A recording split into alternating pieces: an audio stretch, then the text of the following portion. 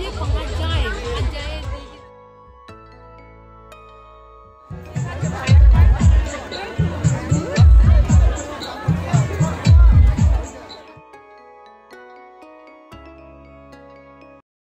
Morning, আমি রিঙ্কু। আমার এই রিঙ্কু তুলি ব্লগার চ্যানেলে সবাইকে ওয়েলকাম।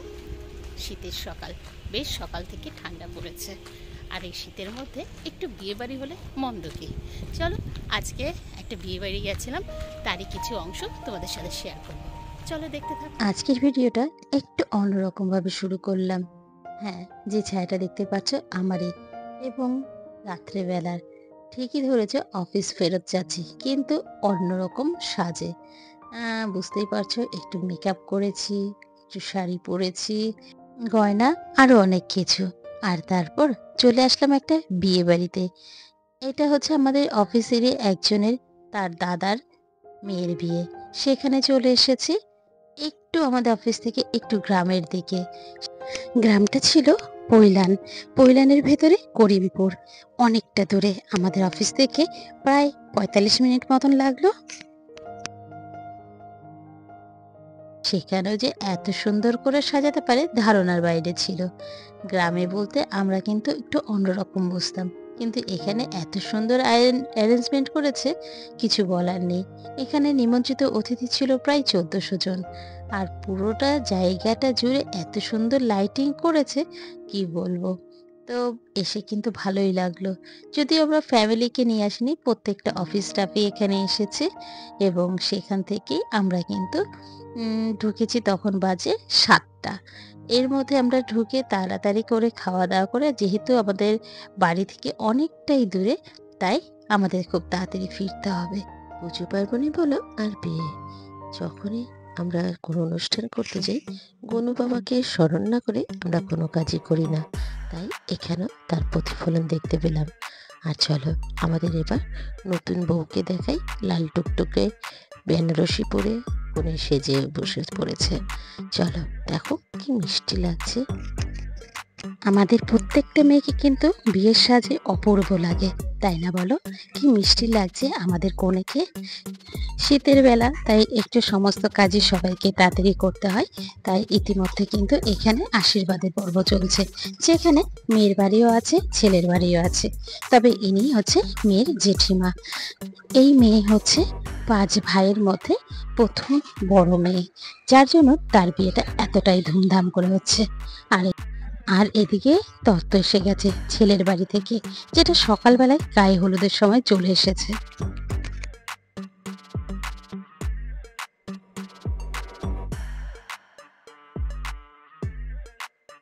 আর ওপর থেকে দেখো বিয়ে বাড়ির জায়গাটাকে কি অপূর্ব লাগছে।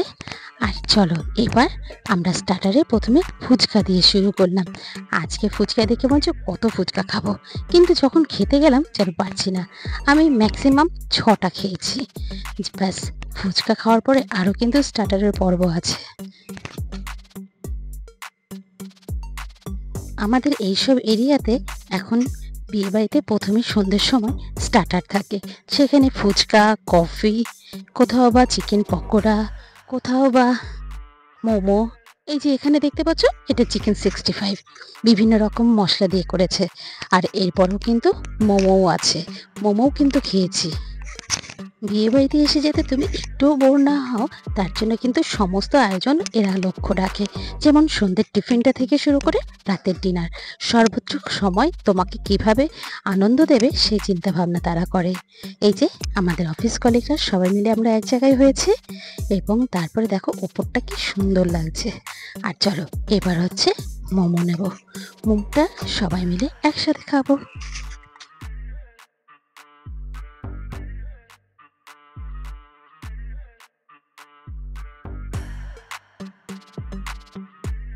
তখন যখন দেখালাম কনেকে, সেই সময় এতটাই ওখানে ভিড় ছিল, কোনো গিফট কিন্তু আমরা দিতে পারিনি।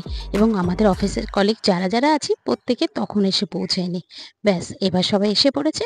চলো গিফট দিয়ে আসি, আর কনের সাথে একটু আমরা সেলফিও তুলে আসি। চলো, সবাই মিলে আমরা সেলফি তুললাম। ছবি তুলতে এসে সুযোগ পেয়ে গেলাম কনেকে কাছ থেকে দেখানোর। চলো, এই দেখো আমাদের বৃষ্টি করে কি সুন্দর করে রেডি হয়ে পড়েছে। আর এখন প্রায় 8:45 বাজে। চলো এবার ডিনার করতে যাব।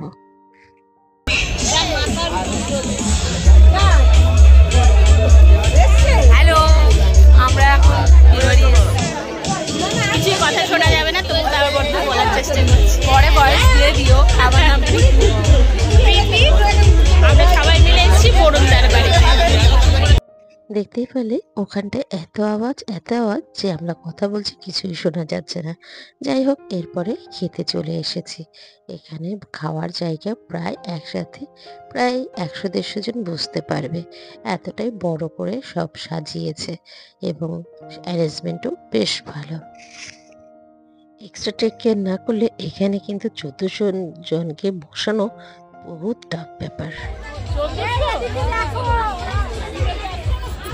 মামিরা যে 5 যায়, 5 যায় দিদির বাড়ি, বাপের বাড়ি, দিদির মেয়েদের বাড়ি, দাদার মেয়েদের সবাই যায়। সারা রাত যাবে, অনেক লোক যদি অনেকটা বড় আয়োজন হয়েছে, অনেকটা টাইম লাগছে। মধ্যে থেকে ওই সামনে হ্যাঁ, দেখছি খাওয়া শুরু হয়ে গেছে।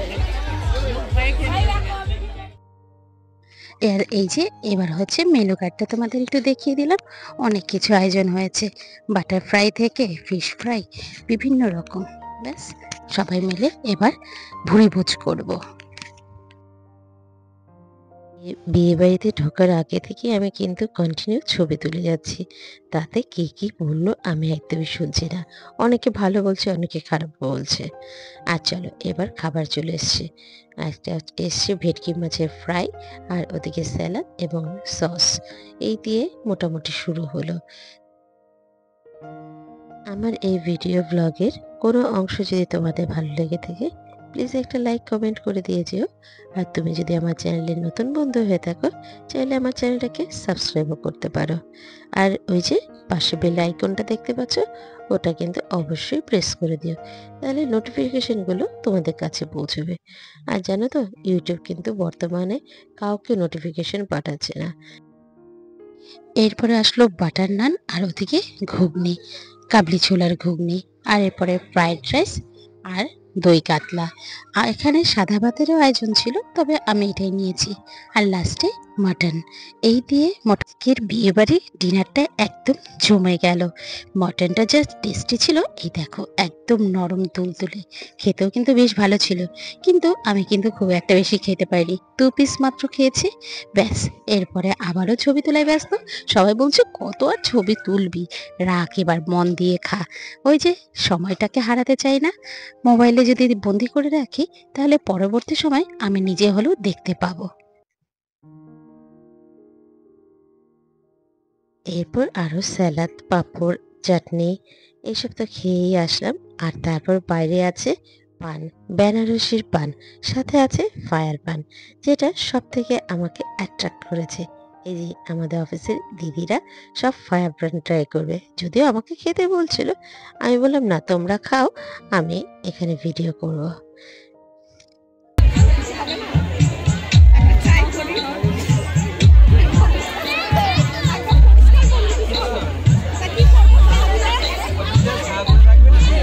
যা করে দাদা করবে।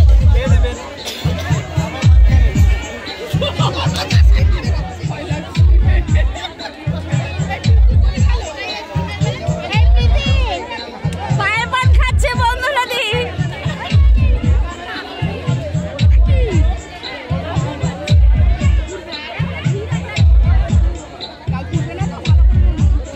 মুখটুক। হ্যাঁ, চলেন চলেন চলেন।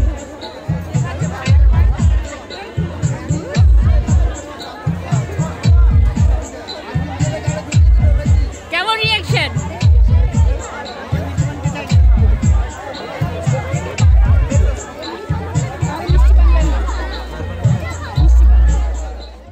এখানে ফার্স্ট টাইম এক্সপেরিমেন্ট করা হচ্ছে, কাজে সবাই কিন্তু একটু ভয়ও পাচ্ছে।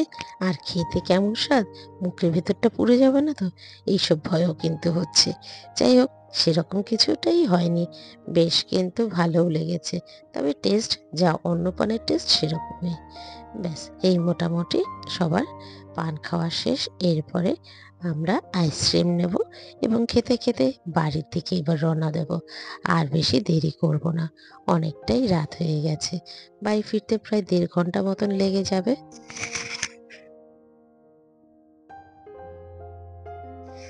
গেটের সামনে কিন্তু এদের ছবি ছিল, সেই সময় না ছবিটা তোলা হয়নি, এখন দেখিয়ে দিলাম। পাত্র এবং পাত্রীর নাম হচ্ছে সঙ্গীতা আর কৌশিক। আর এদিকে বর কিন্তু অলরেডি এসেছে এবং তাকে নিয়ে বিভিন্ন আয়োজনের পর্ব ওখানটায় চলছে। ব্যাস এই ছিল গেট। এবার আমরা বেরিয়ে পড়ছি। এখানটায় আজকের মতন ব্লগটা শেষ করছি। তোমাদের সঙ্গে কথা হচ্ছে নতুন একটা ব্লগে, নতুন কোনো কন্টেন্ট নিয়ে। কেমন লাগলে অবশ্যই কিন্তু কমেন্ট করো।